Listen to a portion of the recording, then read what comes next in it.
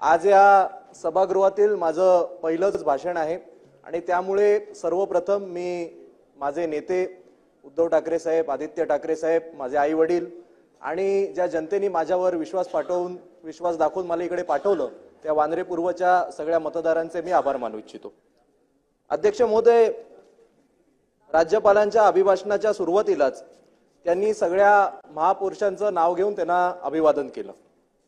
पण आज अत्यंत खेदजनक मला हे सांगावं लागतंय की सिंधुदुर्ग जिल्ह्यातील सगळ्यांचे आपले आराध्य दैवत छत्रपती शिवरायांचा पुतळा तिकडे कोसळला आणि तो पुतळा कोसळून आज अनेक महिने होऊन सुद्धा एकाही अधिकाऱ्यावर निलंबनाची कारवाई झालेली नाही।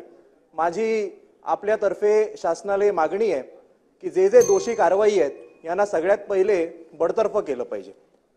अध्यक्ष महोदय, पुढे राज्यपालांच्या अभिभाषणावर आपण वक्तव्य करा। हो, आता तो मुद्दाच आहे साहेब। मराठी भाषेचं जतन आणि संवर्धन करणार असं ते अभिभाषणामध्ये सांगितलंय। मराठी भाषेचं जतन आणि संवर्धन हे तर केलंच पाहिजे, पण सध्या मराठी भाषेला संरक्षणाची सुद्धा गरज आहे का असा माझ्या मनामध्ये प्रश्न निर्माण होतो। कारण पक्षप्रमुख उद्धव ठाकरे साहेब हे महाराष्ट्र राज्याचे मुख्यमंत्री असताना याच सभागृहाने एक कायदा पारित केला होता ज्यामध्ये दुकानांवर मराठी पाट्या लावणं हे आपण अनिवार्य केलं होतं। अनिवार्य केल्यानंतर एक वीरेन शहा नावाचा व्यक्ती हा संपूर्ण मराठी माणसाच्या विरोधात उभा राहतो आणि सांगतो की आम्ही मराठी पाट्या लावू देणार नाही आणि तो तशी प्रेस कॉन्फरन्स घेतो। तो आपल्या विरोधात या सभागृहाच्या कायद्याच्या विरोधात फार सुप्रीम कोर्टापर्यंत जातो। खरं तर हा वीरेन शहा कोण आहे हे आपण शोधून काढलं पाहिजे। हा केवळ एखादा मुखवटा आहे का, हे केवळ प्यादा आहे का, त्याच्या मागे अशी कोणती मोठी महाशक्ती आहे की मराठी माणसाच्या विरोधात मुंबईमध्ये मराठीमध्ये पाट्यांवर नाव लिहायचं नाही अशी तो एवढी हिंमत करतो, हे आज आपण शोधून काढलं पाहिजे। अध्यक्ष महोदय, मराठी भाषेचं जतन आणि संवर्धन केलं पाहिजे ही मला वाटतं सभागृहातल्या प्रत्येक सदस्याची मागणी असेल। पण आज जर आपण पाहिलं तर वारंवार आपण न्यूजपेपरमध्ये वाचतो, आपण बातम्यांमध्ये वाचतो, मुंबईमधल्या अनेक हाऊसिंग सोसायटीमध्ये मराठी माणसाला घर देणार नाही अशा बातम्या आपल्याला वाचायला येतात। पक्ष म्हणून जी काय सभागृहाच्या बाहेर भूमिका घ्यायची असते ती आम्ही घेतो, पण माझी आपल्याद्वारे शासनालाही विनंती आहे, नवीन सरकारलाही विनंती आहे की मराठी माणसाला घर देणार नाही असं बोलण्याची कोणाची हिंमत ही या महाराष्ट्रामध्ये होता कामा नये आणि जर कोणी असं केलं तर त्यावर कडक कारवाई झाली पाहिजे असं आपण धोरण कुठेतरी आखलं पाहिजे। आपल्या या राज्यपाल महोदयांच्या अभिभाषणामध्ये स्किल डेव्हलपमेंट बद्दल प्रचंड त्याच्यामध्ये काय काय लिहिलं गेलेलं आहे। एक युवक म्हणून मला आनंद आहे की महाराष्ट्रातल्या युवकांना आपण स्किल डेव्हलपमेंटमध्ये जास्तीत जास्त प्रशिक्षण देतोय। पण अध्यक्ष महोदय, माझ्या मनात प्रश्न हा आहे की स्किल डेव्हलपमेंटचं आपण त्यांना प्रशिक्षण दिल्यानंतर पुढे आपण त्यांना रोजगार देणार कसे? कारण गेल्या 2 ते 2.5 वर्षांमध्ये अनेक अशा इंडस्ट्री ज्यांचे MOU हे आपल्या सरकारसोबत झालेले, असं वाटत होतं की त्या इंडस्ट्री या महाराष्ट्रामध्ये स्थापित होणार, त्यानंतर देशातल्याच इतर राज्यांमध्ये निघून गेल्या आणि महाराष्ट्राच्या युवकांचे हक्काचे उद्योग हे त्यांच्या हातातून हिरावून गेलेले आहेत।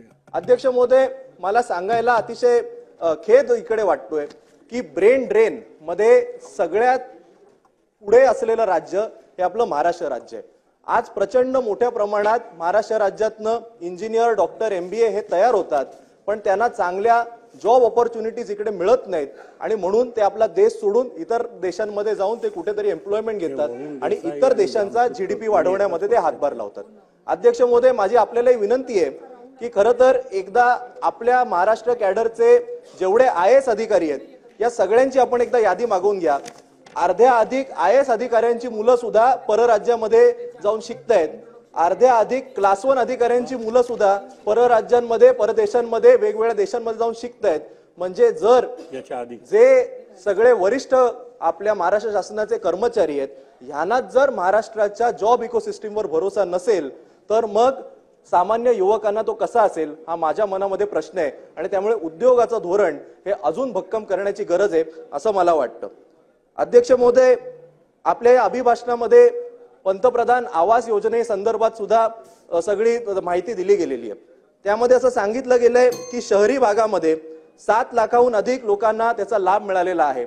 खरं तर ही जी आवास योजना बनवली गेली, ही आवास योजना ही सामान्य लोकांना पक्की घरं देण्याकरता बनवली गेलेली आहे. योजनेचा हेतू जरी अत्यंत चांगला असला तरी मुंबई शहरामध्ये त्याची पाहिजे तशी अंमलबजावणी होताना दिसत नाही. मी ज्या मतदारसंघातून येतो तो मतदारसंघ साहेब 90% लोक हे आजही झोपड्यांमध्ये राहतात. मी जास्त सांगणार नाही, मी केवळ 2च मुद्दे पुढे घेऊ इच्छितो. साहेब माझ्या मतदारसंघामध्ये पहिलं भाषण आहे साहेब, 2 मिनिटं मला बोलू द्या अध्यक्ष महोदय.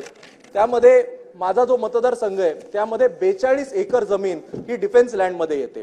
मी आधीचा रेकॉर्ड जेव्हा घेत होतो त्यावेळी हाच प्रश्न हा वरच्या सभागृहामध्ये तत्कालीन उपमुख्यमंत्री आणि आत्ताचे मुख्यमंत्री देवेंद्र फडणवीस साहेबांना विचारला गेला होता. तेव्हा त्यांनी सांगितलं की 2018 साली एक समिती त्यांच्या अध्यक्षतेखाली, ते तेव्हा मुख्यमंत्री होते, आपण स्थापन केली डिफेन्स लँड संदर्भात साहेब.